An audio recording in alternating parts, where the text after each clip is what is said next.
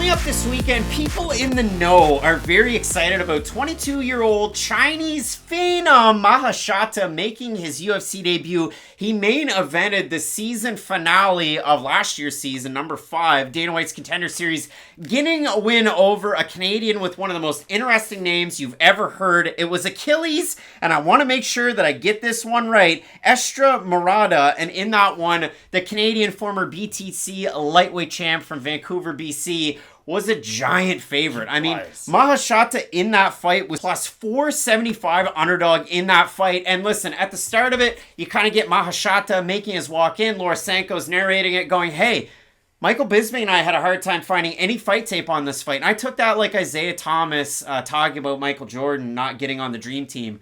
And I took that personally. So I went out there, and this is what you need to do. Can't find the fight tape? Go on Maheshate's Topology page. Take the Chinese characters next to his name, you put those into Google, and you go into the weird corners of the Chinese network of the internet, and you find the fight tape of Maheshate. It is out there. But Matt, what I do have to say about this is, this guy, for being a 22-year-old prospect, is a very polished striker. And that's what I absolutely love out of his game. He's going to meet Fire with Fire coming up this weekend, take on Mean Machine Steve Garcia, a guy who finished Charlie Ontiveros in his last fight and lost in his UFC debut, and a guy who's fought a level of competition outside of the UFC coming in, but a guy who probably not like top of mind, tip of the tongue for a lot of UFC fans is Mean Machine Steve Garcia. So Matt, for Heiser Maheshate, probably a good piece of matchmaking, I guess, giving him Garcia.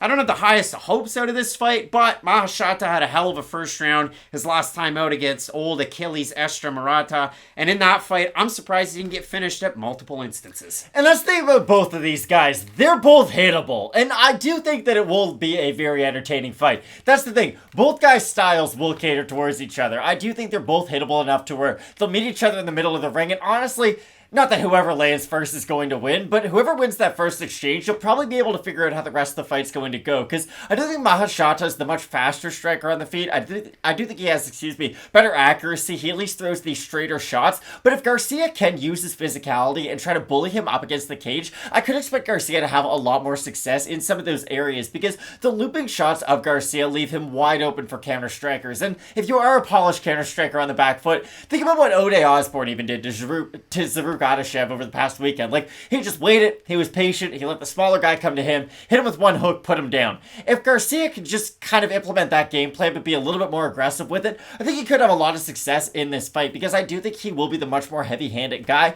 But if he does find himself being a little bit slower to the punch, not being able to answer the 2 or 3 strikes of Maheshate with the one big strike of his own, then I think Maheshate could win a decision as this fight goes late, because again, I do like his work rate a little bit more in this matchup, and I do think that, again, it really will rely on his technique, because if he can stay technical, I think his strikes are going to be fast enough to where Garcia will be in a bit of a defensive shell, to where he'll be more focused on defending strikes, to where he won't be throwing his own.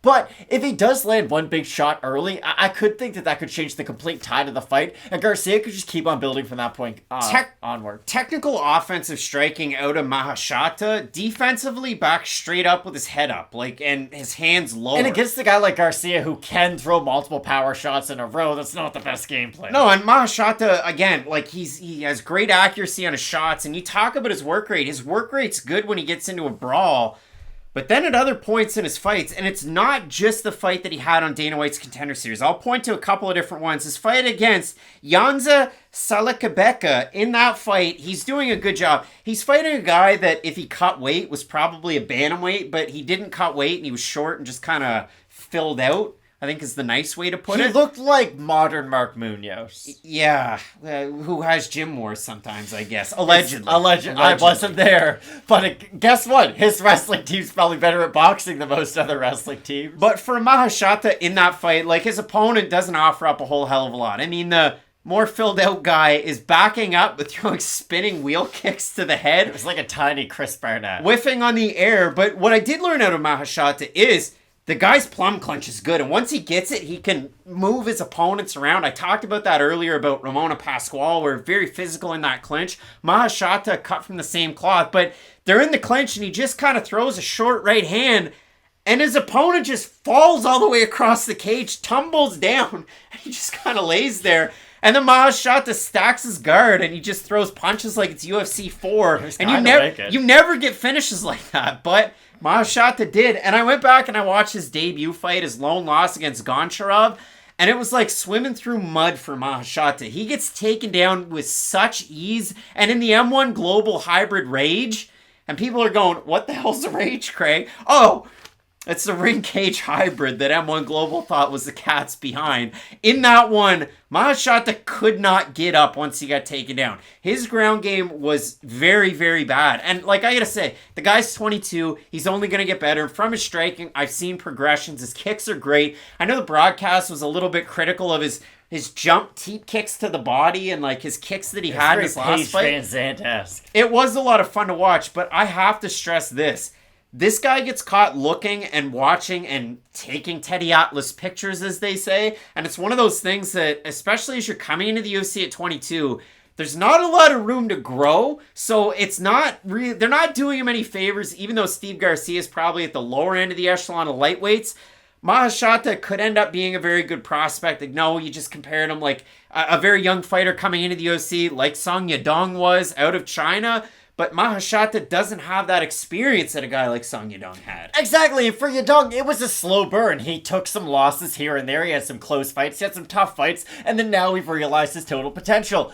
I think this is a really tough fight for Maheshate in his UFC debut, and it's not because Steve Garcia is some great world beater, it's that he can fight fighters, get them up against the cage, and try to unload power shots, and he could shoot for the takedown when he does find himself having that wrestling advantage, and in this fight, I do expect him to have a wrestling advantage, and if he does find himself almost crashing into range, which might not be a great idea, he could be on the receiving end of some counter shots, he could almost find himself just unintentionally going for some wrestling exchanges, and I do think that could be really good out of Steve Garcia's side, so I do slightly favor him in this matchup early on in the week. I mean, for Maheshate, somebody might say, well, he's the Xinjiang Greco-Roman silver medalist, but wow. I haven't seen that in his MMA fights. So I do look at this one, I have a look at the odds. Maheshate opened to plus 250, the line's quickly corrected itself. He's a plus 130 today. Garcia opened at a minus 300. Minus 158. We have a look at the Tapology votes, Matt. Surprise to us as they are to you.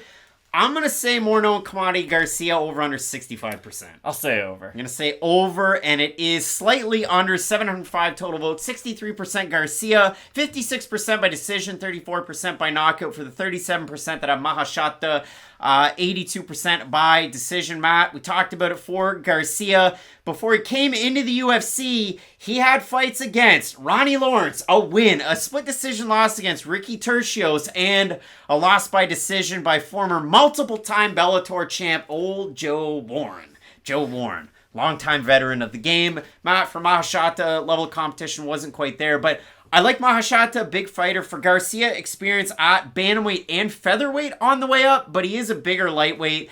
He does look like he's got a little bit more around the middle. Sure.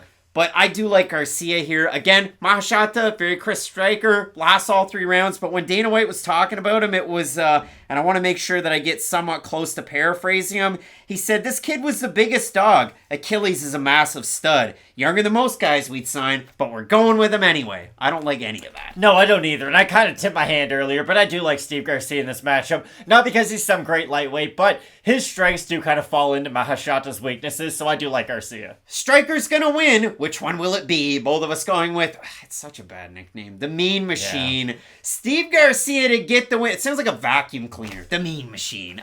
Going with Garcia. Let us know who you have below in this fight. Hit up that comment section through every single one of these fights and keep it locked in for the rest of them because we have 2 big title fights up at the top. Keep it locked in with Fight Night Picks. As we always say, let's get into it.